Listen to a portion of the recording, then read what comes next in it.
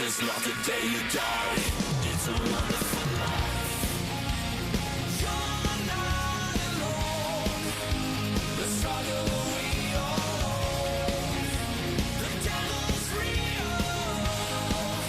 You don't need to be scared of the storms. Sense when everything fails. Search within to find. Pues muy buenas tardes, bienvenidos a todas y todos. Un placer estar acá en este episodio especial número 6 de los que hemos grabado aquí A Través de la Grieta. Los episodios especiales tienen esta connotación de ser invitados que han estado participando en otros episodios y pues soy muy complacido de contar con ustedes, Fernando, Sofía, Adri, Juan, Fran, Sayuri y Miguel. Bienvenidos, bienvenidas, éntrenle a sus bebidas. Que en esta ocasión, el concepto del podcast tiene esta también como cuestión de estar pisteando, ¿no? A gusto con nuestras bebidas. En esta ocasión, pues no se puede, no hay alcohol de por medio, o sí. No, obviamente por cuestiones de la universidad, pues no es permitido. Pero bueno, disfruten sus bebidas, acompáñennos en la conversación. El tema me tiene muy entusiasmado. Creo que el marco en el que se está dando a cabo este episodio particular es muy importante, tomando en cuenta pues lo que representa para nuestro estado particularmente y en general yo creo para la humanidad, ¿no? Esta tendencia a lo autodestructivo, ¿no? Si bien se conmemora dentro de la prevención del suicidio, hablábamos de que el episodio no iba a centrarse en el suicidio como tal. Primero porque hay un episodio sobre el suicidio, bueno, hay dos de hecho, para que lo vean. Ese episodio está muy bueno, igual fue episodio especial. Y sin embargo, en esta ocasión, la intención de hacer un tema que vaya de la mano, pero que no sea el suicidio, pues nos llevó a pensar en la autodestrucción, ¿no? Entonces, entendiendo como esta tendencia humana, muy curiosa, ¿no? Porque de los especies vivas que hay en el planeta, es la única que se lleva a la autodestrucción de maneras, pues, curiosas, ¿no? Si no es en pro de la especie. Entonces, es algo muy, muy interesante de abordar, de analizar. Entonces, estoy muy agradecido con sus participaciones, con sus presencias. Y obviamente, pues, al público que nos está presenciando, un placer estar con ustedes también. Gracias por acompañarnos. Les decía al final del episodio, bueno, de la conversación, pues la intención va a ser que ustedes también puedan incorporarse, hacer preguntas, comentarios, que puedan también, pues, permear, ¿no? Aquí, pues, somos un panel, pero creo que la intención, y de hecho la intención del podcast siempre ha sido crear comunidad, crear colectividad, hacer lazo social. Ya hablábamos hace ratito, bueno, hablaban aquí las compañeras sobre Alejandra Pizarnik, y algo que sobresalía mucho era este tema, ¿no? Del lazo con otros. Y bueno, creo que el amor por el saber es una fuente justamente de conexión entre los seres humanos. Entonces, pues hay que sacarle provecho. Entonces, pues muchas gracias por acompañarnos. Y pues de mi parte ya va a ser ahorita todo. Me gustaría que se presenten los invitados, que nos compartan un poquito sobre pues quiénes son, ¿no? ¿Qué hacen? Y les ponía por allí también una pregunta como para empezar a abrir la conversación, que nos puedan ir compartiendo desde su punto de vista qué es para ustedes la vida, ¿no? Si vamos a hablar de la autodestrucción, pues creo que vale la pena ir sentando un terreno en torno a qué es para ustedes la vida. Entonces, pues no sé si comenzamos, si agarramos fila o ahora sí, o que alguien quiere empezar. O yo elijo. Escoge un número. Pues adelante, Adriel. Hola, buenas tardes. ¿Sí se escucha? ¿Sí escucha? El micrófono no, pero se escucha. Ok, entonces griten. Bueno, buenas tardes. Mi nombre es Adriana Bernal Dávila. Soy licenciada en Psicología por la Universidad Autónoma de Aguascalientes, maestrante en Desarrollo de la Subjetividad por el Centro de Estudios Psicoanalíticos Mexicanos, donde actualmente me formo como psicoanalista y actualmente trabajo como docente aquí en esta institución y también estoy en la coordinación del Centro de Atención Psicológica de esta universidad.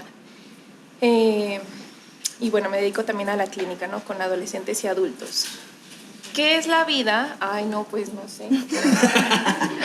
No tengo... O sea, cuando pensaba en esta pregunta, yo decía, no, es que es una pregunta muy difícil, sí. O sea, y creo que no tengo respuesta.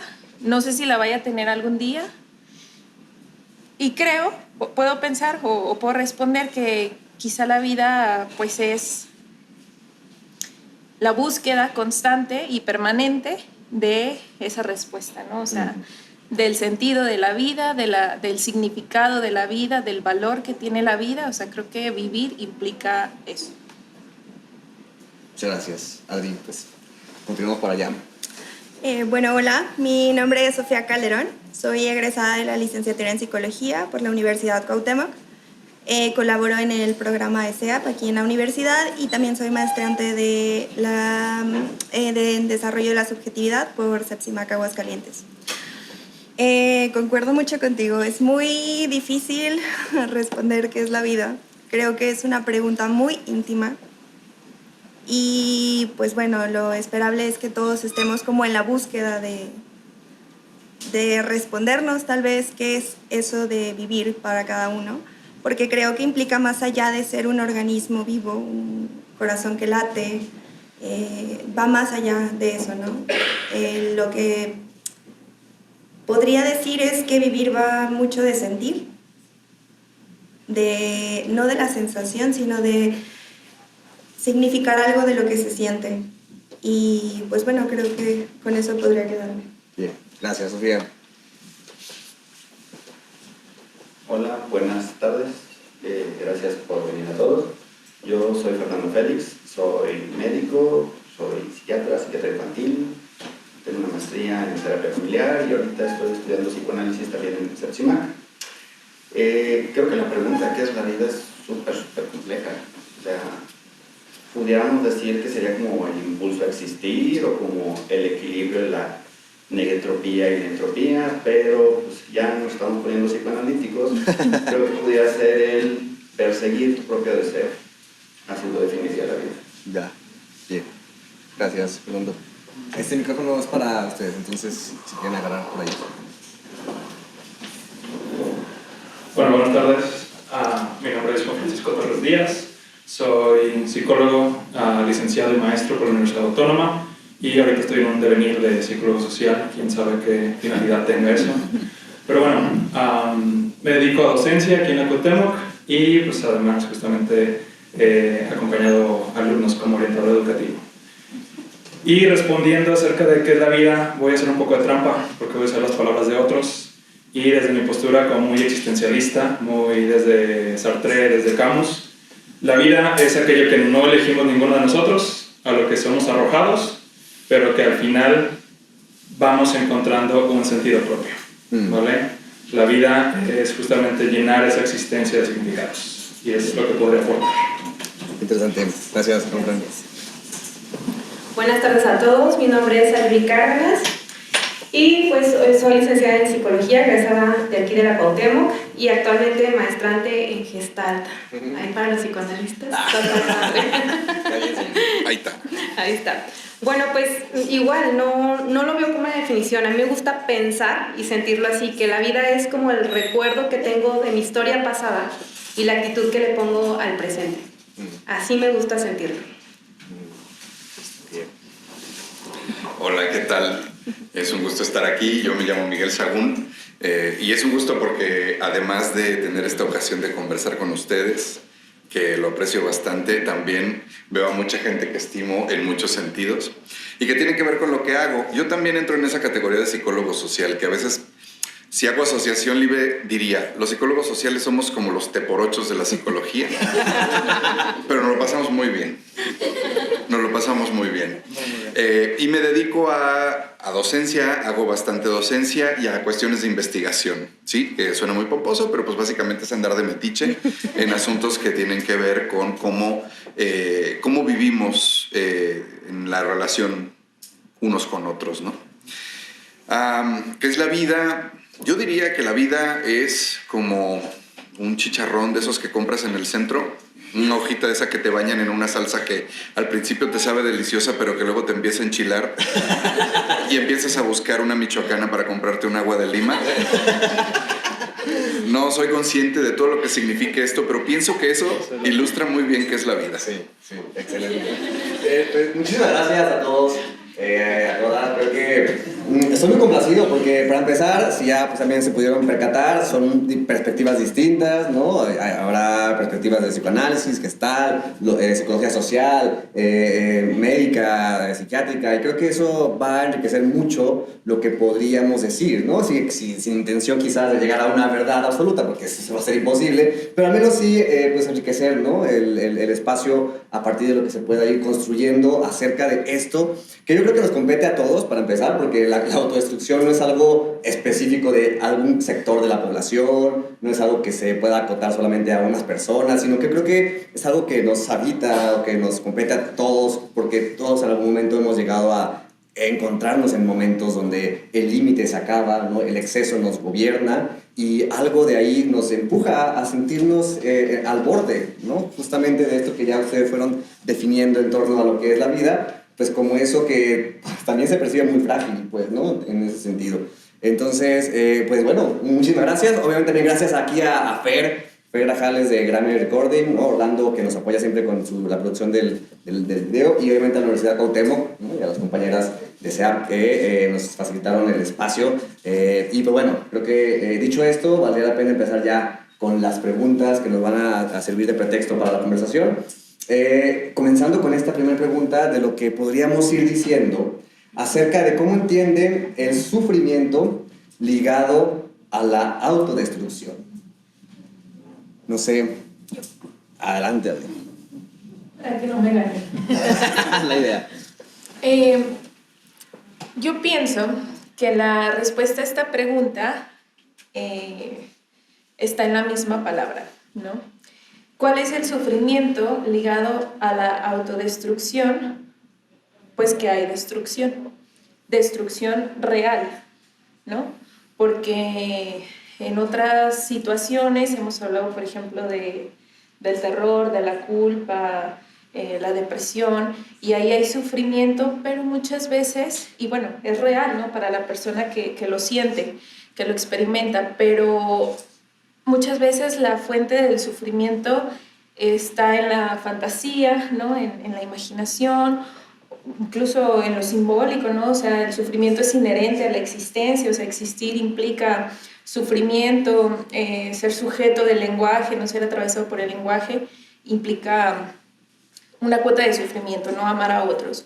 Pero en la autodestrucción, la destrucción es real, o sea, nos lleva incluso a destruir el cuerpo, ¿no? Sí. O sea, el cuerpo ahí se llega a ver afectado y entonces, pues claro, eso duele, ¿no? O sea, ¿qué es la destrucción? Pues es la aniquilación, el derrumbe, ¿no? De algo que estaba ahí construido, ¿no?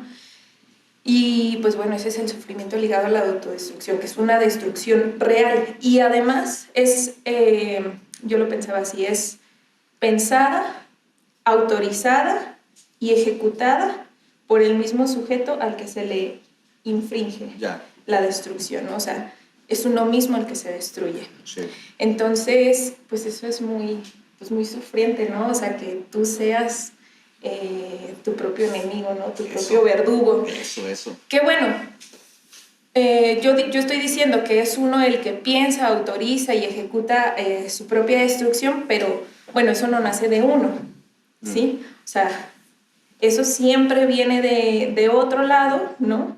Siempre, pues el sujeto, ¿no? Como sujeto somos efectos del otro, ¿sí? Que es el campo del lenguaje, el campo de las relaciones, el campo ¿sí? de la comunicación, del lenguaje, y entonces de un lugar viene ese impulso, ese mensaje que nosotros procesamos y entonces pensamos, autorizamos y ejecutamos la destrucción contra nosotros mismos. Ya.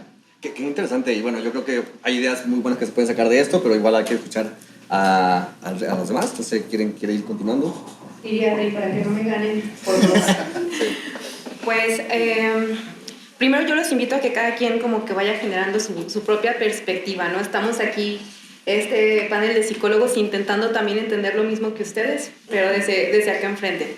Pues bueno, para mí el dolor es como ese contacto con la herida que llegó, ¿no? Como decía Adri, pues algo me lo generó, alguien me lo generó, a veces tal vez yo también lo generé, y es una retirada. Todos tenemos como este contacto con el dolor, algo me duele y me retiro. El sufrimiento lo veo como algo que ya se quedó pegado al dolor, como si se hubiera quedado anclado ahí al dolor, ¿no?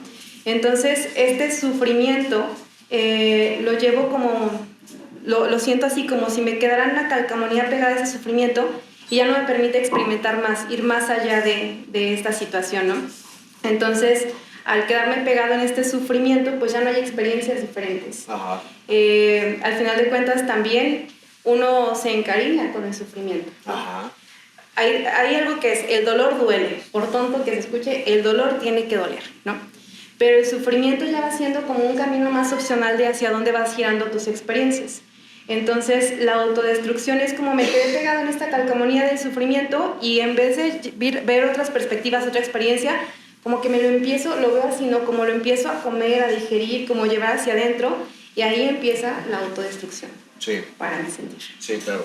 Y bueno, creo que es importantísimo rescatar esta parte, perdón que ahorita tome la palabra rápido, esta parte justamente de quedarse pegado, ¿no? a la experiencia de sufrimiento, pero que este quedar pegado tiene como esta doble vertiente, ¿no? O sea, se sufre, pero al mismo tiempo algo de ahí se está gozando, ¿no? Y bueno, creo que eso podría empezar también a darnos algunas ideas, pues, pero no sé, adelante.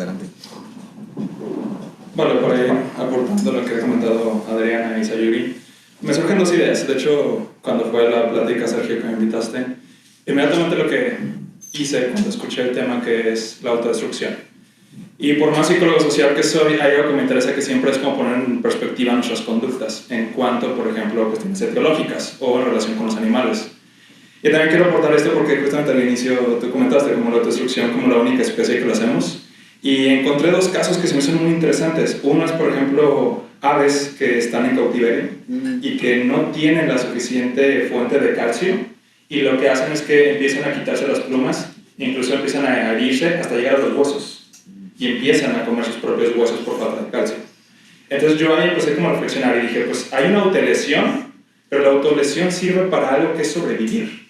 Entonces lo podría llamar como autodestrucción. Es lo que me surgía. El otro ejemplo muy particular que encontré es elefantes. Elefantes que cuando están justamente en cuestión de celo, por mucha testosterona que tienen, los hombres empiezan a, si no tienen esa cuestión de un contacto con la hembra, empiezan a golpearse contra los árboles, ¿vale? Por un aumento de testosterona. Entonces yo a partir de esto, como también ligado a lo real, o sea, lo real sin la palabra que está en los animales, entonces parece que estas conductas autolesivas no son exclusivas de los seres humanos, los encontramos en muchísimas especies.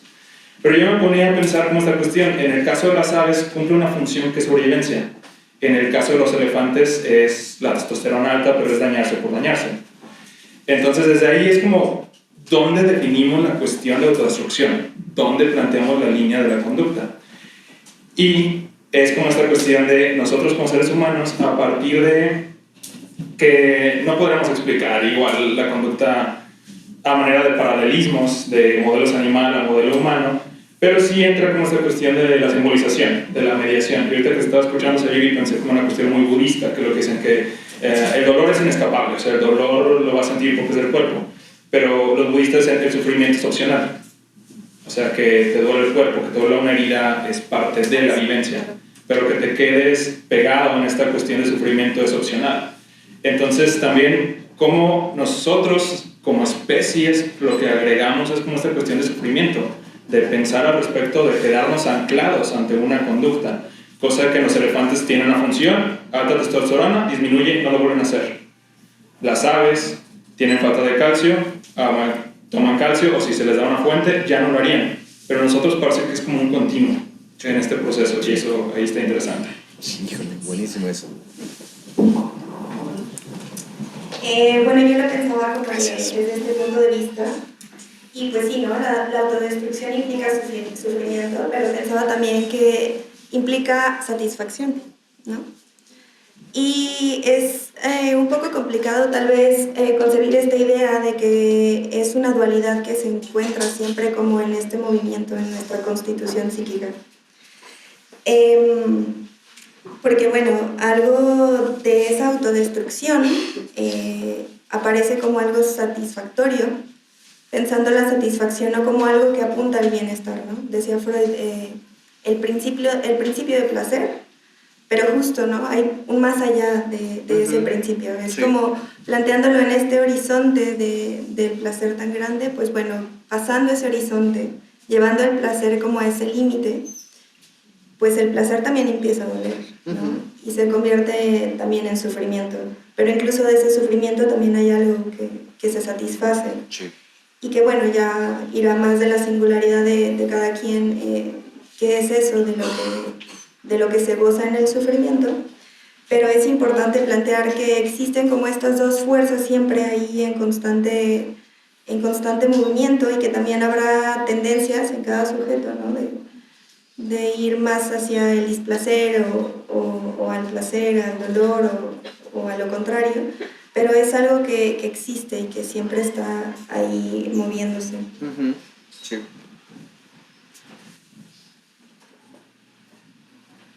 Sí, yo también voy de acuerdo en que el sufrimiento se goza. Si no se gozara, solo lo harías una vez y la conducta pararía ahí. Claro. Pero es repetitiva. Tomando el ejemplo del chicharrón de Miguel, está picosísimo. ¿Por qué te lo sigues comiendo? Sí, llorando y con mocos y todo. Y moqueando y lastimándote, y sigues, y vas por otro y pides otro, y a veces ni siquiera pides el agua para disfrutar la sensación de estar enchilado. Entonces, Sí. pues eso tiene que ver con un mecanismo que va más allá de lo neurológico, con, por ejemplo, las endorfinas que se generan por el sufrimiento. De hecho, se habla de que el máximo placer se puede alcanzar solo después de haber sufrido. Y también hay otra característica que se llama la regulación emocional. Generalmente las personas que tienen problemas con la regulación emocional usan el lastimarse para regularse ellos mismos. Sí.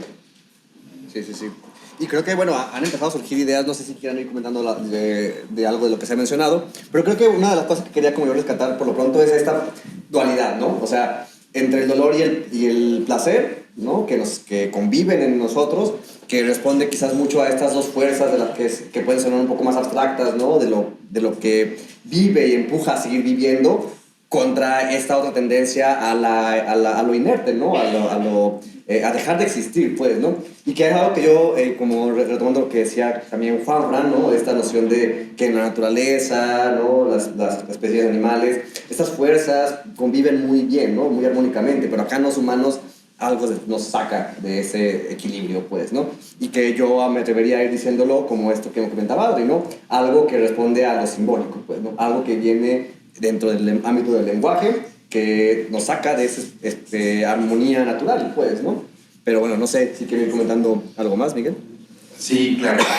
En relación con lo que comentan, que creo que son apuntes que nos ayudan a ir encontrando orilla a este tema de la autodestrucción, me parece que es un tema en donde difícilmente tenemos absolutos. Sí.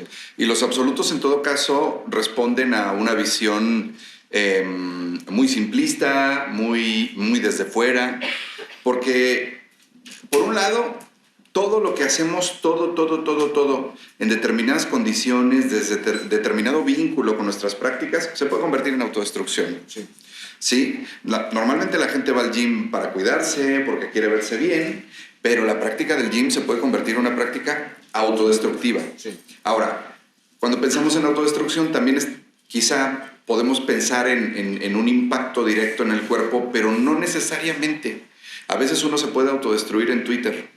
Eres una figura pública, tienes un momento de calentura ideológica por lo que sea, sueltas una graciosada y al rato ya eres, ¿cómo se dice? Cancelado, ¿verdad? Funado. Meme. Sí, te conviertes en meme y bueno, ahí también. Entonces, ocurre de muchas maneras, incluso en el terreno del cuidado. Es increíble cómo lo que entendemos como cuidado fácilmente puede convertirse en un impedimento para vivir, para vincularte con los demás, para aceptar que, aunque tus aspiraciones están hasta acá, pues de momento solo te alcanza hasta aquí. O sea, hay una permanente, pues, una permanente brecha entre lo que deseas y lo que efectivamente puedes hacer. Sí. Y entonces, creo que tiene que ver con todo eso. Ahora, otra pregunta muy importante es, autodestrucción, ¿para quién? ¿Sí? Yo recuerdo por ahí el caso de un curso que le dieron a cierto colectivo de profesionales de la salud mental, en donde les explicaban cómo debían sustituir que los chavos se cortaran, ¿sí? Por que se dieran ligazos. Entonces, está padre, ¿no? O sea, ahora no te cortes, ahora me obedeces a mí y te das ligazos para mí. Eso suena a Marqués de Sade. Perdón, pero suena a Marqués de Sade, ¿no? Yo soy el dueño de tu dolor. Bueno, me parece que ahí hay algo muy significativo porque mientras la autodestrucción, que se le llegue a ver así, tenga una utilidad para alguien más, bueno, podemos convivir con ello, ¿no? No nos va a importar demasiado que haya ciertas personas de nuestra esfera social que están sosteniendo lo que otros podemos disfrutar, claro, y que eso les está implicando un costo en términos de el tiempo que tienen para el ocio, el tiempo que tienen para disfrutar de su familia. Eso se les ve impedido. Y eso también es una forma de autodestrucción. Y bueno, sí, la palabra, ya sé, no quiero sonar a cierta persona que es muy famosa y que tiene el cabello blanco, pero eso es un rollo capitalista. Yo quisiera recuperar algunas ideas, bueno, a ver si puedo recuperar algunas ideas. Estaba recordando, ahorita que hablábamos de esto de quedar pegado, del placer, ¿no? de gozar del sufrimiento. Estaba recordando esta película, Transporting, ¿no? Sí. El inicio, o sea, cuando comienza, ¿cómo se llama? Bueno, el personaje principal. ¿Ewan McGregor, el actor? Pero el personaje, ¿cómo se llama? Bueno, él empieza con un monólogo, ¿no? O sea, hablando de la adicción y dice, sí, todo lo que dicen es verdad, o sea, esto es miseria, esto es, sí, ¿no? Suciedad y lo que quieran, pero se les olvida algo importante, el placer, ¿sí? Si no fuera por el placer, no estaríamos haciendo esto, ¿no? Uh-huh. O sea que, bueno, pues la adicción es una manera de autodestruirse, ¿no? Uh-huh. Y él dice, si no hubiera placer, no estaríamos haciendo esto, no somos tontos, ¿no? Uh-huh. O sea, si no hubiera placer, no estaríamos haciendo esto. Bueno, ahorita Sofía nos acercó a este texto de Freud, ¿no? De Más allá del principio del placer. Les platico así rápidamente. Freud en un inicio piensa que hay un principio psíquico, un principio de la vida psíquica que regula los procesos, ¿no? Y ese es el principio del placer. O sea, el ser humano buscaría el placer, tendería a buscar el placer, a disminuir las tensiones displacenteras. Freud pues desarrolla su teoría, su clínica, y se da cuenta de que eso no es muy cierto, porque los pacientes se aferran a su padecimiento, ¿no? Y no quieren soltar su síntoma.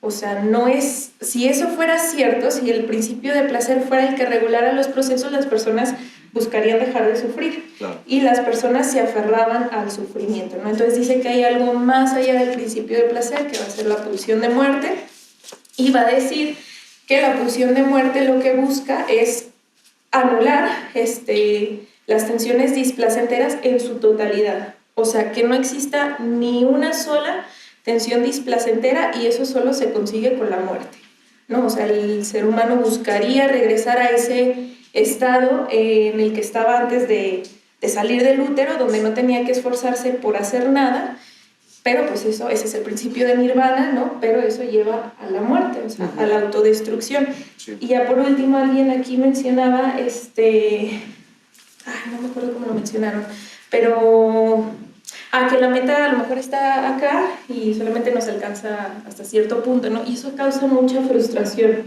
no poder cumplir con los ideales, y entonces es un coraje tan grande, ¿no? Por no poder cumplir con los ideales, que aparte pues alguien más ahí fue como metiendo, y entonces pues si no voy a hacer eso ideal, pues mejor no soy nada. Claro. Y rápidamente, no que quiera la palabra también, Sayuri, pero me hiciste pensar ahorita, Adri, comercial, seguramente lo han escuchado, que está ahorita sonando mucho para prevención de las adicciones, muy, pues sí, tiene su mérito, con una buena intención, pero lo que es que lo vine escuchando ahorita en el camino, y en el comercial dice algo así, o sea, te pone una voz tétrica, ¿no? Y entonces te va diciendo que las drogas químicas, ¿no? Te dañan. como si no se supiera eso, pues, ¿no? O sea, como si no supiéramos que hay una destrucción de por medio al consumir una droga química, pues. O sea, no es algo nuevo. Y creo que el asunto no va en reconocer que eso nos daña, sino en qué hacemos, cómo manejamos eso otro que se vuelve incontenible o muy difícil de contener y de limitar, porque el placer que está inmerso en la experiencia del consumo de la droga, de la heroína, ¿no? O sea, un orgasmo triplificado, pues, ¿no? O sea, que se vuelve con el simple hecho de consumir una sustancia en un segundo, pues, ¿no? O sea, cómo se pone el límite a esa experiencia placentera, pues, ¿no? Pero, desayuno. Sí, pensaba pues que todos los seres humanos tenemos diferentes heridas, ¿no? Heridas de rechazo, heridas del abandono, etc. Y que estas heridas sufre otra vez esto, ¿no? Como no encuentro un lugar, alguien no me dio un lugar, entonces la autodestrucción también te da un lugar, al final de cuentas. El que se corta, el que se droga, la que esto, o sea, sí nos coloca al final de cuentas en un lugar, en esta sociedad, en este mundo, en tu familia, etc. Entonces, por eso también luego es bien complicado dejar de sufrir. Yo creo que en consulta lo vemos bien seguido, ¿no? Para nosotros podremos decir, deja de hacer esto, pero no es tan fácil, porque entonces pierdo mi lugar. La autodestrucción no es como una cuestión a veces que me lleve a perder. Diría Jorge Bucay, incluso cuando perdemos estamos ganando. Claro. Y un buen de cosas, ¿no? Entonces, esto nos puede ayudar como el decir, ¿por qué la autodestrucción es adictiva? Pues al final de cuentas nos coloca en un lugar, en un adjetivo, podría decirlo así. Sí, claro. Bueno, ahorita que escuchaba a Adriana, Autodestrucción. y lo pensaba, ¿no? Es muy diferente, bueno, hablaba sobre la pulsión de muerte y que puede llegar como justo a este estado inerte, porque el punto como máximo del goce podría llegar como a la muerte, ¿no? Pero, bueno, yo lo planteaba de esta forma, el acto suicida y un acto de autodestrucción, ¿no? Quizá en ese sentido, el acto de autodestrucción, perdón, es como bordear un poco la muerte, ¿no? Como verla en ese límite. Y es que, bueno, sabemos de la vida porque pues también sabemos de la muerte, ¿no? Entonces, acercarnos a justo el borde que nos puede llevar a la muerte, quizá es una forma de sabernos vivos, ¿no? Claro. Y pues bueno, eso también genera una forma de estar ahí existiendo, de estar reafirmándome constantemente que estoy viviendo. Sí. Y solo acercándome a la muerte, y pues bueno, ¿no? Como lo decían, ¿qué es una conducta autodestructiva? Pues también creo que se cruza un discurso muy moralista, ¿no? De quién te puede decir qué de lo que haces es autodestructivo y qué no, porque pues sí, o sea, todos aquí incluso tenemos como ciertas formas particulares de autodestruirnos, ¿no? Y no son señaladas porque algunas están más aceptadas que otras, algunas resultan pues más funcionales para los otros. Claro. Sí. Sí. Sí, justo eso. Ahorita estaba pensando que hay gente que piensa que comer gluten es autodestruirse. Entonces, pues es absurdo, ¿no? Bueno, dependerá del límite que pone cada uno, hasta dónde está la destrucción y hasta dónde no. Y ahorita que estaban cada uno exponiendo sus ideas, me acordé de una autora que se llama Dorothy Block. Tiene un libro que se llama Para que la bruja no me coma. Y habla de que las fantasías filicidas de los padres tienen mucho que ver con la autodestrucción. Entre más intensas sean las fantasías filicidas de los padres, mayor nivel de autodestrucción va a tener la persona a lo largo de la vida. Que si lo vemos desde diferentes perspectivas psicológicas, tiene mucho que ver. Por ejemplo, desde la perspectiva cognitivo-conductual, pues los padres refuerzan ciertas conductas que tienen que ver con las autolesiones al no verlas y entonces se produce una mayor intensidad. Claro. Desde el psicoanálisis, la pulsión de muerte no está ahí, alguien la pone. Sí, claro, bueno. Y creo que eso es importantísimo y también retomando lo que decía Sofía, pues, porque también se me hizo pensar en una persona muy cercana a mí, ¿no? Muy querida, que en su historia, más en su juventud, con una experiencia pues de una historia de vida muy complicada en un principio, digamos que sí, la pulsión de muerte es muy a flor de piel. Recuerdo mucho que él comentaba, ¿no? Nos comentaba pues a las cosas que estamos con él, cómo pues justamente tendía a conductas muy de riesgo, de mucha adrenalina, como con esos intentos de desafiar la muerte, incluso de sentir con cierto control sobre la muerte, precisamente en un intento por sentirse vivo, pues, ¿no? Y hay algo justamente en esta experiencia de la intensidad con la que se vive, precisamente la experiencia cercana a la muerte, como este borde, o sea, que se puede bordear, como para precisamente darle un sentido de vida que va conectando con lo que también ha mencionado, ¿no? A final de cuentas, el sentido me parece que va a ir conectando con lo que se nos ha dicho que le ha dado sentido a nuestra propia existencia, ¿no? Pero bueno, para ir también como cerrando en esta partecita, porque si no se me va a ir el tiempo y se va a acabar el episodio, vamos a la segunda pregunta, que tiene que ver con qué podemos ir diciendo acerca de las formas como lidiamos en la cultura con esto de la autodestrucción. Adelante, Juan. Bueno, yo para retomar un argumento que comentó Miguel, y justamente haciendo honor al hecho de que somos los teporochos de la psicología, a mí lo que me gustaría comentar es justamente con esta cuestión de también, que también lo comentó Sofía, o sea, ¿dónde está la cuestión de la moralidad? O sea, ¿qué conductas están permitidas y cuáles no, de formas de autodestruirnos?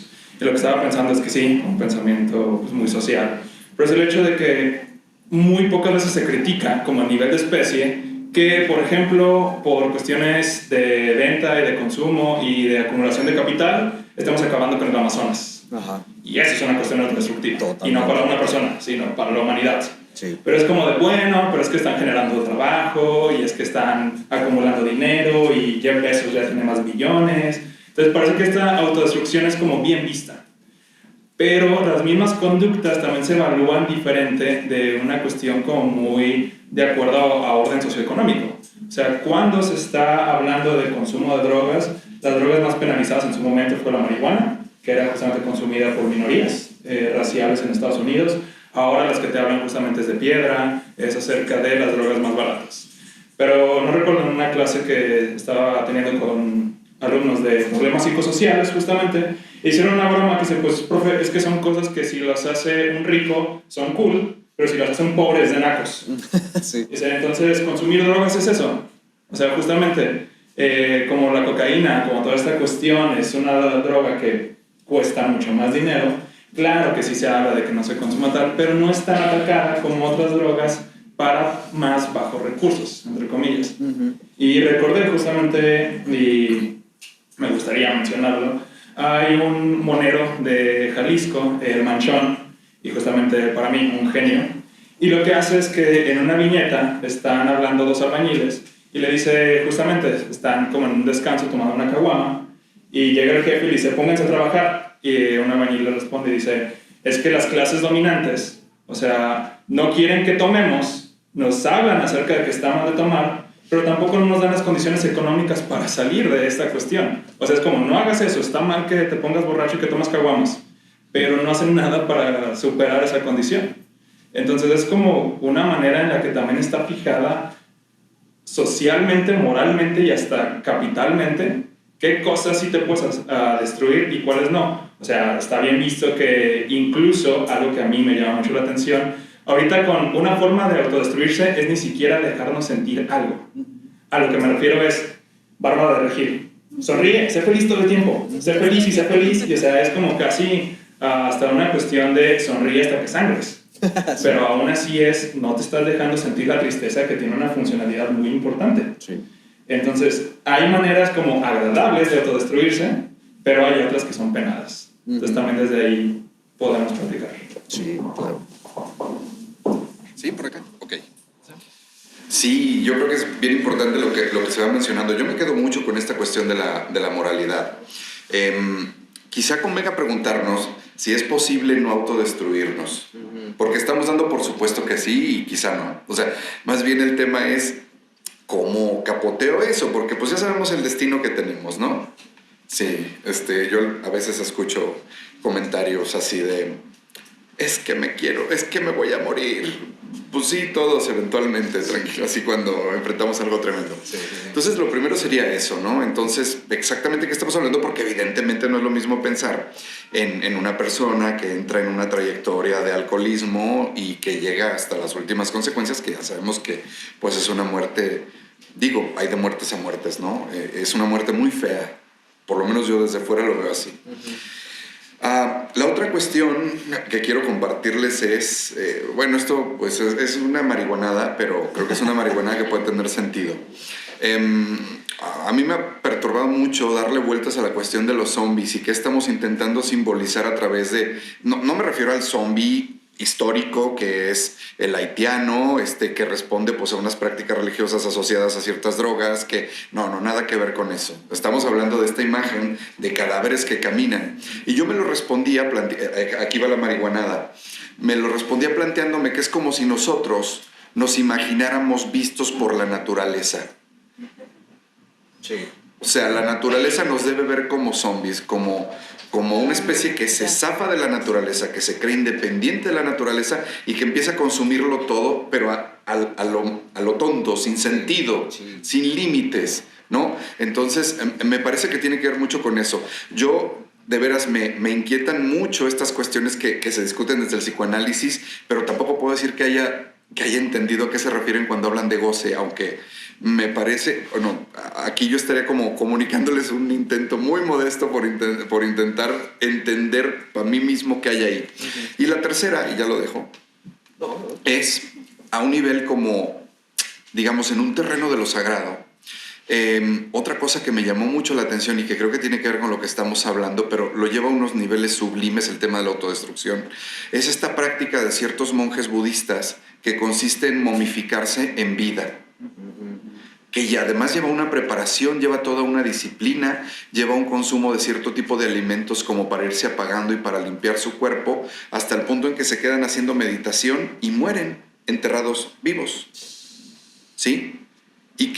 Pero el tema es o sea, cuando empecé a averiguar más del tema, no me pareció tan terrible. O sea, no es que lo quiera hacer, más tipo de vida, o sea, mientras siga comiendo chicharrones no creo que vaya a entrar por ese camino.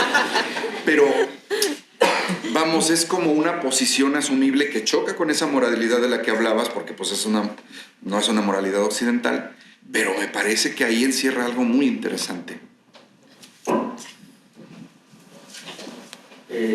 No tan ajeno al occidental. Esperemos al 12 de diciembre a ver qué pasa. Con la autodestrucción a todo lo que da. El Día de la Virgen de Guadalupe. Claro. Se sangran, se ponen espinas. Tienen ciertas sectas religiosas, tienen un aparato que se llama silicio, donde se castigan y se castigan y se castigan hasta sangrarse. Entonces, claro, creo que no es tan ajeno al occidental. Sí. ¿Quieres decir algo? Sí, pero ahorita toma el micrófono. Quiero retomar esto del sin límite y el goce, porque, bueno, la pregunta es cómo lidiamos con la autodestrucción en la cultura y en la cotidianidad, ¿no?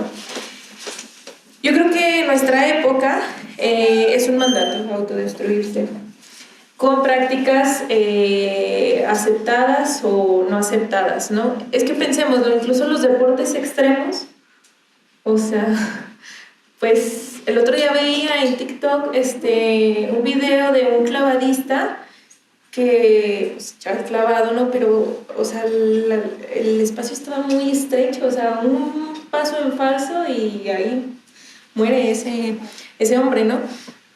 Digo que en nuestra cultura es un mandato destruirse porque el goce tiene que ver con ese traspasar los límites, ¿no? Con no tener límites, ser un objeto y como objeto, pues, ser usado hasta que ya no pueda más, ¿no? Freud decía, voy a remitirme aquí otra vez a Freud, Freud decía que el conflicto psíquico surgía de la oposición del deber y el deseo. O sea, yo como sujeto deseo algo, pero estoy inmerso en una cultura y la cultura no me permite hacer todo lo que yo deseo, me va poniendo restricciones y entonces ese no poder hacer lo que yo deseo, pues me causa conflicto, ¿no? Y en nuestra época cada vez es más difícil que es que ya casi no hay restricciones, ¿no? De hecho, bueno, en el psicoanálisis se suele decir que nuestra época es la época del goce, o sea, donde antes se decía no goces, ¿sí? No tengas relaciones sexuales antes del matrimonio, no hagas esto, no hagas lo otro, y ahora es haz lo que tú quieras, ¿no? O sea, vida solo hay una, tú eres libre, tú decides sobre tu cuerpo y entonces te puedes hacer todas las operaciones que quieras, te puedes acostarte con cualquiera, o sea, fíjate, peces en el mar hay muchísimos, acuéstate con quien quieras, ¿no? Disfruta tu sexualidad, si quieres practicar deportes extremos, hazlo, droga, experimenta, prueba, no te quedes con las ganas, ¿no? O sea, el mandato de nuestra época es goza, o sea, goza y goza hasta que muera. Esto que decía Juan Francisco también es cierto, esto del machón, ¿o qué? ¿Cómo se llama? Ajá. Sí, o sea, pensemos, bueno, yo pienso mucho en las adicciones porque es una forma muy clara, ¿no? De autodestrucción. Pero, o sea, hay personas que, pues es la única alternativa, ¿no? Que encuentran para escapar de una realidad insoportable, o sea, de carencias que realmente, o sea, económicas, sociales, afectivas, que realmente son insoportables. Y entonces, si no quisiéramos que existieran las adicciones, buscaríamos, y bueno, el sistema buscaría erradicar, ¿no? Esas condiciones, pero no lo hace. ¿Por qué? Porque, pues de alguna manera le ha de convenir al sistema que nos estemos autodestruyendo, ¿no? Sí, y me parece muy importante, también le doy la palabra, me parece muy importante ir como rescatando esto que se ha asomado bastante, de cómo, bueno, para empezar, sí, ¿no? O sea, de entrada, al quedar desprendidos de la naturaleza y ese desprendimiento nos deja muy expuestos a la pulsión de muerte, cómo construimos todo ese sistema simbólico que es la cultura para contenerla, ¿no? Como para hacer algo que no nos dirija directamente a la destrucción, pues. Pero es bien curioso y paradójico cómo precisamente no solamente se percibe la autodestrucción en términos de lo individual, ¿no? Es decir, las personas autodestruyéndose, sino culturas, ¿no? Que se llevan a la autodestrucción, ¿no? Ajá, exactamente, ¿no? O sea, de entrada percibir que cuando la cultura falla en contener la pulsión de muerte en alguien, pues, ¿no? Y esto lo lleva ya al destino final, pues precisamente creo que una cultura que queda ya muy fallida, pues va a tender justamente también a esto, ¿no? A autodestruirse. Y en ese sentido le pone un foco rojo, ¿no? Ante lo que dice Sadri, ¿no? A nuestra propia cultura, donde el exceso se ha vuelto una bandera incluso, ¿no? Algo a lo que no se le puede poner de límite tan fácilmente, pues, ¿no? Pero... ¿no? Sí, rápido, solamente para complementar lo que acabas de decir, Adri, que de repente recordé un texto de Eduardo Galeano en La Escuela del Mundo al Revés, y es justamente lo que dice, que tanto las altas esferas como las bajas, ambos viven en una burbuja.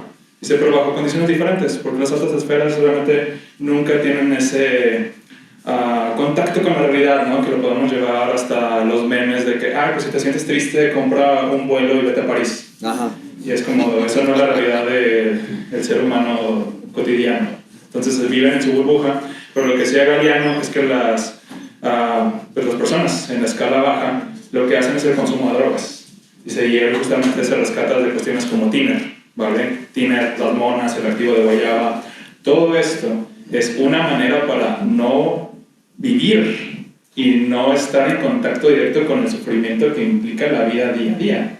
Pero lo que estaba pensando es justamente que como sistema cultural, como sistema ya a nivel institucional, y es algo que critico mucho con mis estudiantes y les comparto las reflexiones, que también incluso como psicología, luego lo que hacemos es que individualizamos los problemas. O sea, llegamos con la persona y decimos, es tu adicción, es tu conducta autodestructiva. Oye, pero es que la cultura y el mundo como está es un mundo jodido. Pero es el hecho de sí, pero es que es tu problema de autodestrucción. Entonces, algo que deberíamos de atender en lo social se atiende solamente en esa persona y somos moralinos con una persona cuando no generamos las condiciones para que no se presente en primer lugar esa conducta autodestructiva.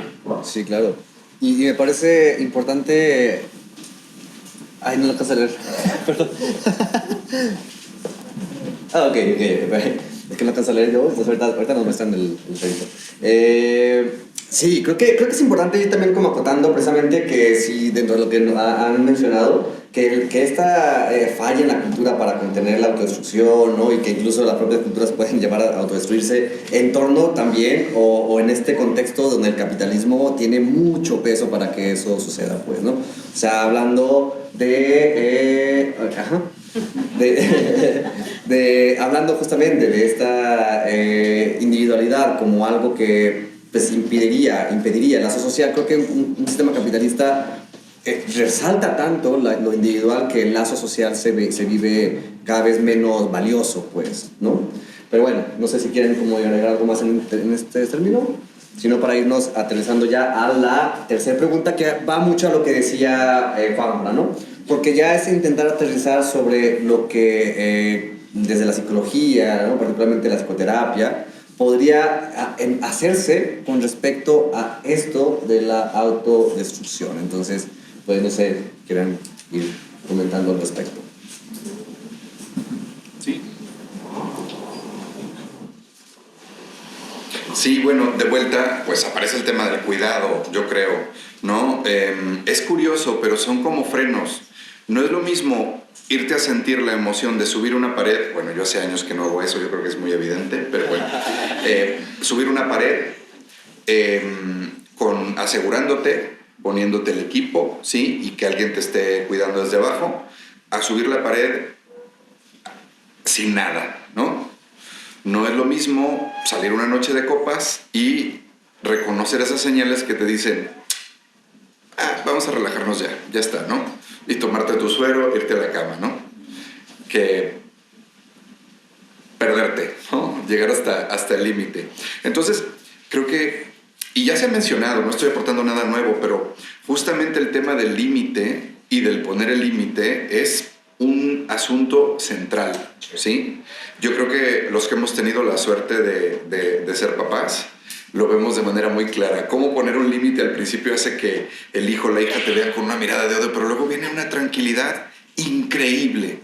O sea, a mí me ayuda a entender muchas cosas eso en corto. Luego ahí el tema es cómo de alguna manera, y me pongo vygotsquiano, va uno interiorizando eso, va uno haciéndolo intrapsíquico, de modo que uno también pueda poner ese freno, ¿no? Claro. Pero creo que tiene que ver con eso. El freno es importante, hace la conducción más placentera, hace que el coche dure más, etcétera, etcétera. Sí. O sea, la cosa es siempre el cómo, ¿no? Y no creo que haya respuestas definitivas, creo que es algo que vamos ensayando.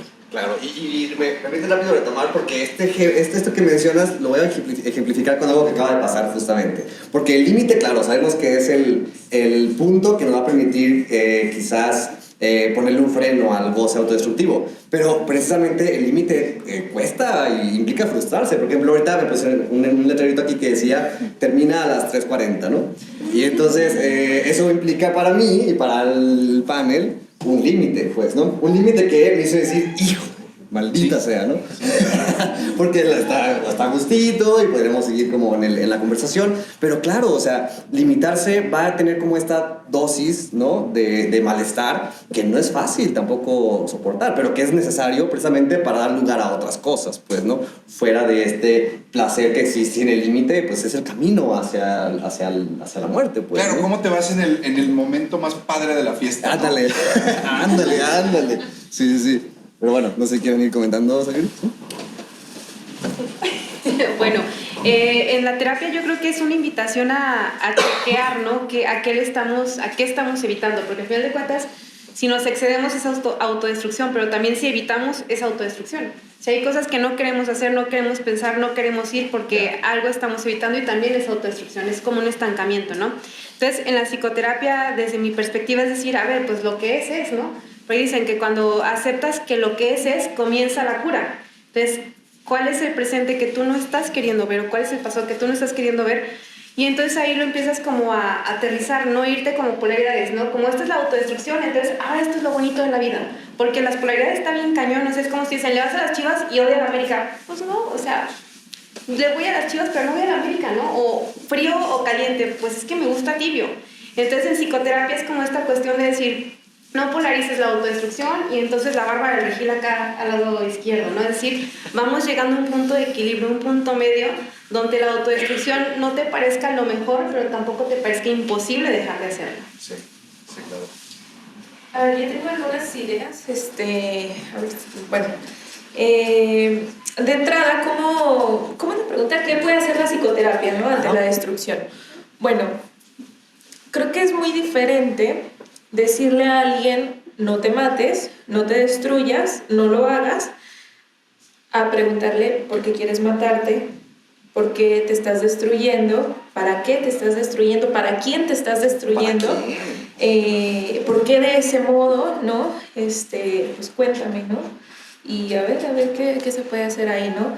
También, pues esto de los límites, creo que la clínica es un espacio, tú no le pones los límites al paciente, o sea, tú ofreces algo, un espacio, ¿no? Intersubjetivo en el que quizá el paciente puede encontrar formas de poner límites o de reivindicar límites que se pusieron, porque esto es bien importante, tú lo dijiste, Miguel, los padres ponen límites. Ahorita esto es algo como muy común, ¿no? O sea, se habla de la permisividad de los padres, o sea, porque les cuesta frustrar al niño, ¿no? Les frustra mucho que el niño les diga no te quiero, eres malo, ¿no? Y entonces para evitar eso no te pongo límites, pero el niño necesita los límites, se tranquiliza con los límites. Sí. Entonces creo que la clínica también es un espacio donde se van poniendo límites y bueno, yo alguna vez leía respecto al psicoanálisis, ¿verdad? Que, bueno, en psicoanálisis no manejamos mucho el término curar, pero decía así, si de algo hay que curarse en el análisis es del superyo. Y bueno, el superyo es una instancia moral, ¿sí? Intersubjetiva, o sea, propia de la persona, que pues siempre te está exigiendo, ¿no?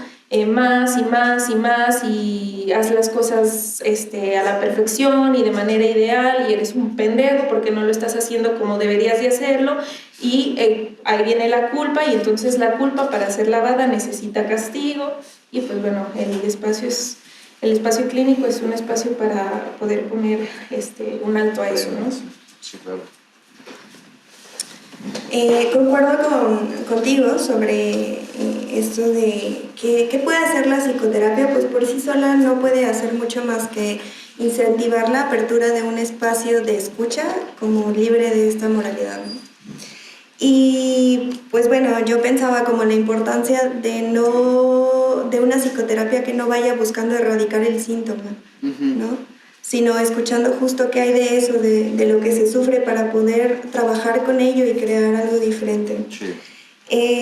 Porque pues bueno, el cuerpo no responde como a la conciencia, está habitado como por esta pulsión que reclama ser satisfecha, o sea, es que el goce habita el cuerpo y lo maneja a su gusto, ¿no? Sí. Y una apuesta podría ser a reconocer de qué se goza y cómo se goza para, pues quizá intentar transformarlo o desviarlo de otra forma que sea, aunque sea un poquito menos autodestructivo, ¿no? Uh-huh. Pero pues bueno, de ahí irá mucho que el sujeto apueste por sí mismo a desear transformar y cambiar eso de lo que está gozando y que está padeciendo. Sí, sí, claro. Ahorita me puse a reflexionar en la primera pregunta, lo siento, tengo un delay. Uh-huh. Creo que lo contrario de autodestrucción no es la vida, es el autocuidado. Uh-huh. Entonces, cualquier modalidad de psicoterapia tiene que estar enfocada en fomentar el autocuidado en los pacientes, sí, y en cuidar de los otros. Pero ojo, porque también el cuidar en exceso de los demás y no cuidar de uno mismo es autodestrucción. Claro. Pero aquí creo que sí, me parece importante hacer énfasis, ya lo introducía Miguel y ahorita se refuerza esta noción del cuidado, porque creo que precisamente el cuidado requiere límites, pues, ¿no? Pero qué importante lo que han dicho justamente en términos de que en el espacio psicoterapéutico esos límites no habrían de ser impuestos por el que se encuentra en el espacio, en el lugar del psicoterapeuta, ¿no? O el analista, pues porque eso implicaría dejar al paciente o al analizante en un lugar nuevamente fuera de su subjetividad, ¿no? Sino respondiendo justamente a una demanda de alguien de afuera, cuando el intento es como justamente que el sujeto pueda hacer algo con su propio goce, ¿no? el límite permite redireccionar quizás ese goce para empezar a moldearlo hacia algo del orden del deseo, decía Luciano Otero, a menor goce, mayor deseo, pues, ¿no? Y entonces eso es fundamental en los términos en los que cuando uno mismo busca un espacio para hacer algo con su sufrimiento que está llevándose hacia la autodestrucción, es que va a implicar un trabajo muy arduo para uno mismo construirse esos límites que el espacio psicoterapéutico podrá ir favoreciendo, pues, ¿no? En ese sentido. ¿Quieres comentar algo? Sí, rápido, coincido con todo lo que se ha compartido hasta el momento. Pues aquellos que me conocen, no les parecerá raro que quiero agregar una crítica a todo esto. Adelante. Y es la cuestión de que, sí, totalmente, la psicoterapia agrega o es un espacio en el cual es un encuentro con uno mismo. Como terapeuta no buscas ponerle los límites, sino que el sujeto vaya deviniendo justamente en aquello que él o ella deseen. Pero, de manera muy rápida, lo que pienso es que la terapia es un lugar privilegiado. No todos tienen acceso a terapia. Entonces tenemos que pensarnos más allá de la terapia porque no es justamente suficiente. Y también lo que me preocupa es que el discurso del autocuidado se habla desde el privilegio. O sea, solamente aquellos en una cuestión que se acceden a yoga, que acceden a una comida sana, es un privilegio. Entonces sí, es importante que demos la terapia, pero mi manera de ver las cosas, chicos y chicas, es una terapia sin conciencia de clase ni social, no es más que nos quedamos en coaching. Claro. Y tenemos que trascender eso y además proponer políticas públicas. Sí. ¿Vale? Sí, por supuesto. ¿Quieren comentar algo al respecto? No, pero sí, creo que me parece importantísimo señalar eso. O sea, en última instancia, si nos quedamos meramente en pensar que el espacio uno a uno va a ser el espacio que podrá darle respuestas quizás o solución a eso, pues es aislarnos de todo el contexto que precisamente, como ya hemos visto, está favoreciendo y está viéndose incapaz de hacer que las personas puedan construirse algo que los empuje a sostenerse en la vida, pues. Entonces, sí, creo que es importante observar esta parte. Ahora, ¿qué me hace preguntarme a mí, ¿no? O sea, ¿qué piensan ustedes respecto a qué otras posibilidades fuera de la psicoterapia se pueden construir que ayuden quizás a delimitar nuestra tendencia autodestructiva? No sé. Acá con ustedes. Pues así, rápidamente, lo hemos estado diciendo a lo largo de las charlas. La comunidad, o sea, es algo que hemos perdido, ¿no? Y que nos surge, o sea, de verdad nos surge y nos hace falta, ¿no? Encontrarnos con otros, disponernos a entendernos con otros. Entonces, la comunidad, el amor, o sea, aunque suene muy cursi, bueno, Freud dice, ¿no? Lo que transforma la pulsión de muerte en pulsión de vida es el amor, o sea, los componentes eróticos, ¿no? Los mensajes de deseo de otro. Amar algo fuera de mí, ¿no? Amar la vida, también amar mi imagen, ¿no? Mi cuerpo, mi vida, para poder cuidarla. Y bueno, se me ocurren esas, ¿no? Comunidad y el eros, ¿no? El amor. Sí. Sí. Ay, perdón. Yo creo que la manera en que están organizadas nuestras ciudades dicen mucho al respecto, ¿no? Y por ejemplo aquí vemos cómo yo mismo, ¿no? Acostumbrado a estacionar el coche en un lugar en donde no debería estacionarlo y el día que me encuentro la multa, claro, pero ahí hay algo importante, ¿no? Digo, ese es un ejemplo muy pequeño. O desde el otro lado, ¿no? Con el rol de profe llega un estudiante a reclamarme, pero visiblemente molesto porque se sacó 9.7 y no 10, ¿no? Ahí también se pone en juego otra vez el famoso límite, ¿no? Sí. Pregúntate qué está pasando ahí. Yo me lo pregunto desde luego, ¿no? Sí. Y claro, siempre con lo que comentabas, Adriana, me parece muy importante.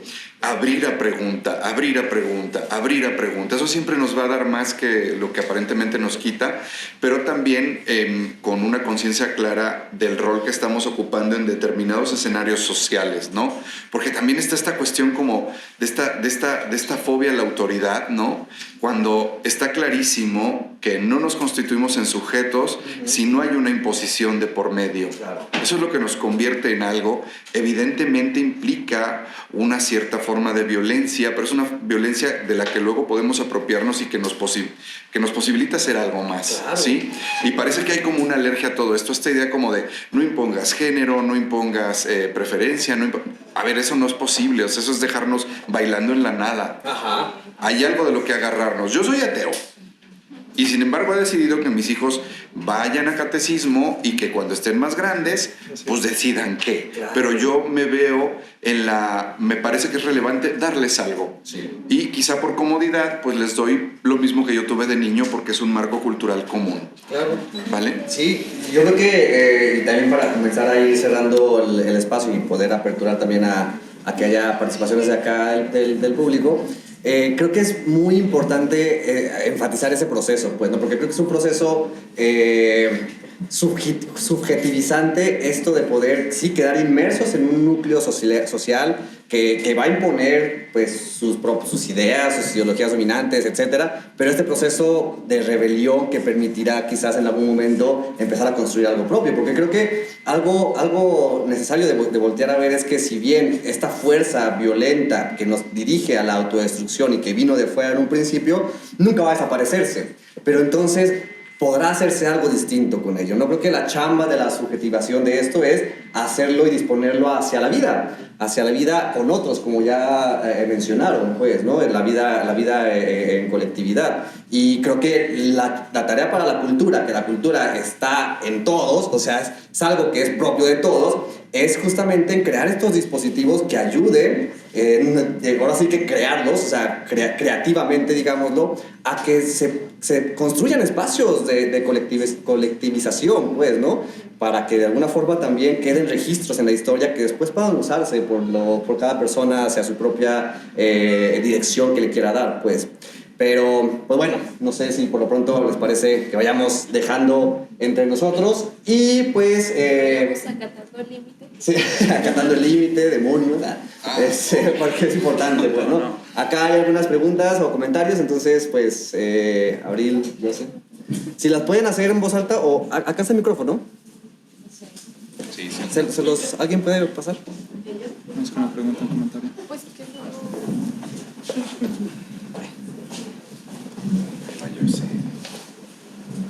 Bueno, aquí desde seguridad.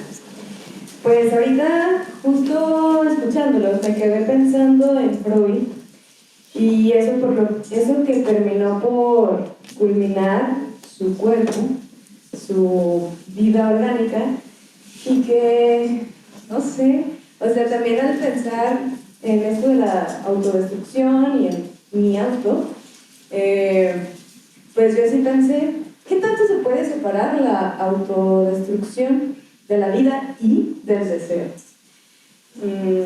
Y que bueno, también a través de los procesos terapéuticos, pues sí algo se hace. Sé que casi me pasa una respuesta sola, pero creo que es una pregunta interesante, en especial para preguntarnos, ¿podemos vivir sin una dosis de autodestrucción? Pero además, ¿cuál? O sea, ¿cuál autodestrucción también? Eso sería algo bien importante de que para mí está haciendo y para mí en algún momento de mi vida llegué a preguntarme, incluso como diario, no sé.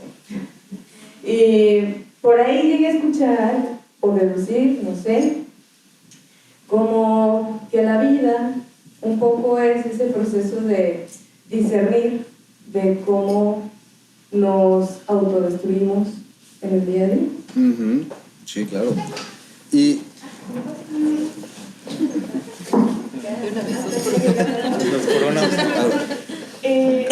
Todo lo que iban diciendo me remitió mucho, no sé si han leído ustedes un texto de Elena Bravo Ceniceros, de la ética, la etiología de la ética como general, no. La ética como genealogía del psicoanálisis. Y ahí como que ahorita me puse a pensar mucho en esta situación, porque ahí luego en la introducción hay una parte en la que empieza a hablar sobre el autocuidado, y que muchas veces, por ejemplo, en esta época se tiende a pensar que por ejemplo, ir al spa, ir a yoga, ir a hacer ejercicio, se entiende como un autocuidado, ¿no? Y ahí pone la pregunta, o sea, ¿realmente es un autocuidado? Entonces, ¿de qué parte sería pretender que ese tipo de actividades son un autocuidado? Y mucho tiene que ver, o sea, en tanto que renunciamos a un cierto goce como para darle entrada a un deseo. ¿No? La otra parte que pensaba es la parte de la comunidad que mencionaba, porque también ahí lo pone, como que el libro es como una parte de historia de lo que los filósofos han ido pensando alrededor del autocuidado, o sea, como desde los epicureístas, o sea, como todo el recorrido, inclusive como el cristianismo y así. Y llega un momento en el que empieza a hablar sobre la comunidad, o sea, de que por qué pensamos que el autocuidado tiene que ver con uno mismo. O sea, ¿por qué pensamos que solo nos podemos cuidar nosotros, o sea, como nosotros a nosotros? Y me remitía mucho a la pregunta que hacían como hace rato en la otra conferencia, o sea, de por qué el egoísmo, ¿no? O sea, ¿por qué el egoísmo es malo?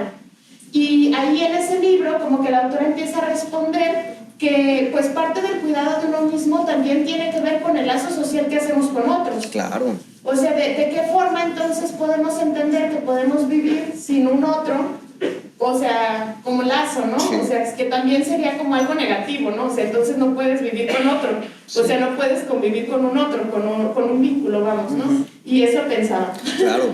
Y si me permiten contar, no sé, también quieren comentando algo ustedes de esto.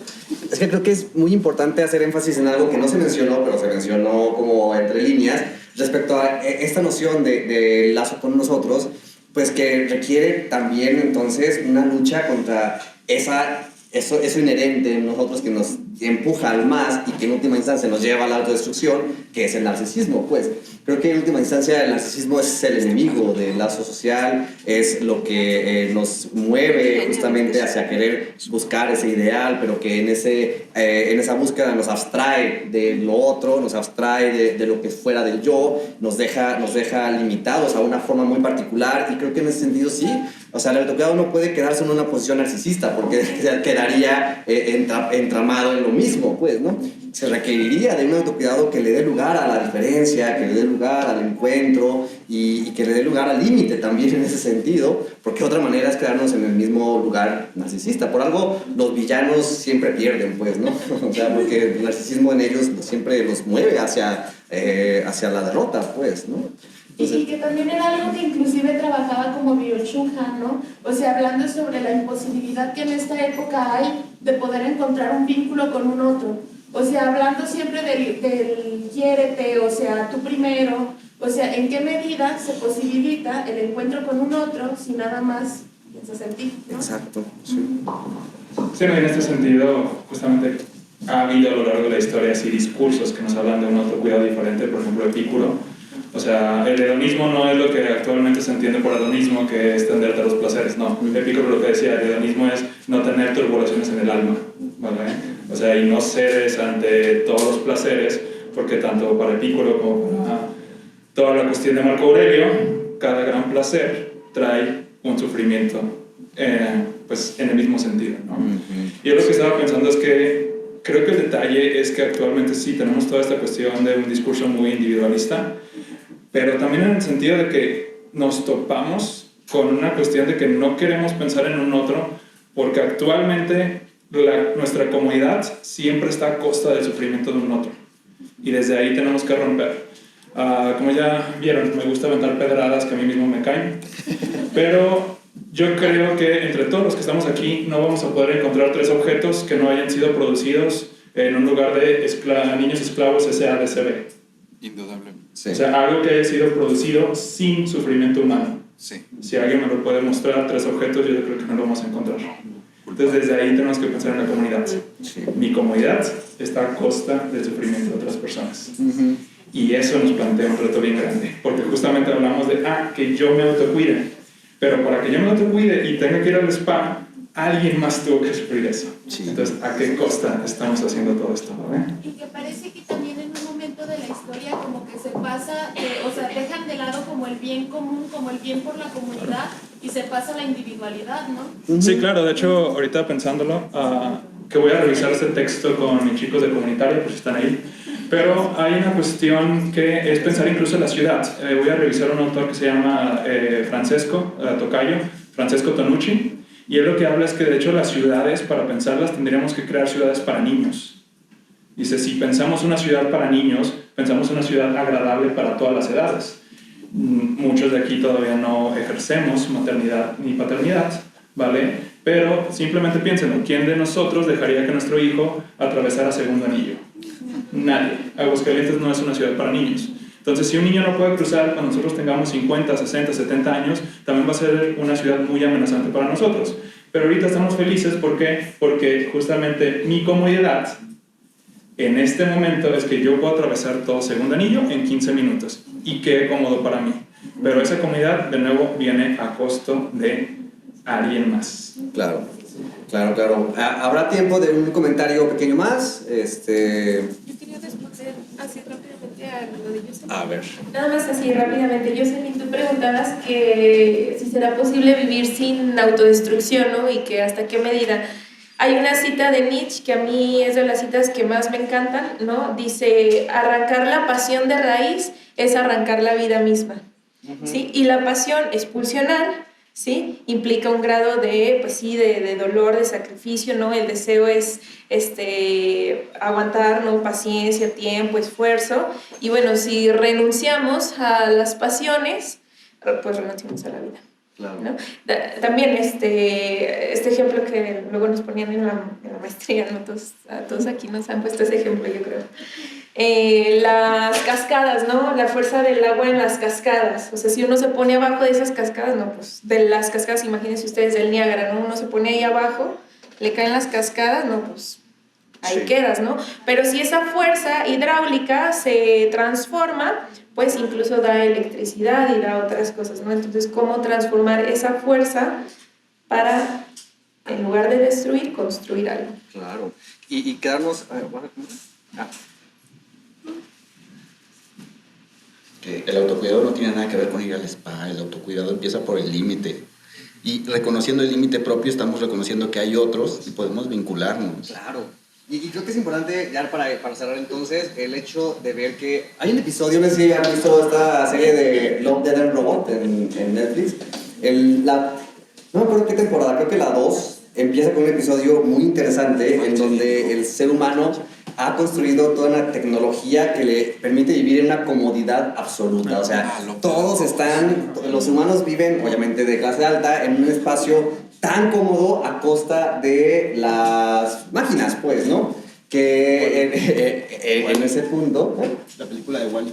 Por ejemplo, claro. Y que en última instancia lo que sucede dentro de ese escenario es que esa comodidad buscada desde el narcisismo humano hacia querer no hacer nada más que el placer, lleva a que las máquinas pues, se rebelen, ¿no? Porque en algún momento, si creamos inteligencia artificial en un sistema que está acostumbrado a oprimir y a creernos dueños de lo otro, pues claramente eso otro, una vez cobrando conciencia de condición de esclavo, lo decía precisamente ahí este filósofo, no sé fue el nombre ahorita, Hegel, ¿no?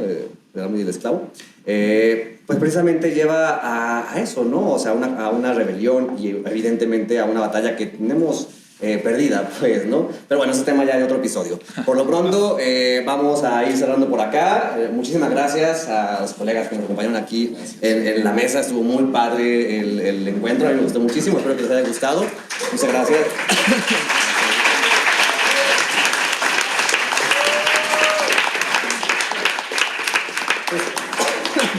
Pues un placer por acompañarnos, fue muy gratificante este encuentro, ya saben, pues la invitación es a que pues, sigan a los compañeros en sus redes sociales, ¿no? Ya igual vamos a poner en el episodio sus redes sociales y obviamente la invitación a que sigan a través de La Grieta en Instagram, en Facebook y en YouTube, en Spotify. En YouTube suscríbanse, eso nos ayuda muchísimo a seguir creciendo, ¿no? Tenemos ahí el espacio, hay muchos episodios, van como 25 creo. Entonces, pues bueno, ahí está la invitación y muchísimas gracias. Pues bueno, ahí nos vemos. Adiós. Salud, saludcita, saludcita. Simbólicamente.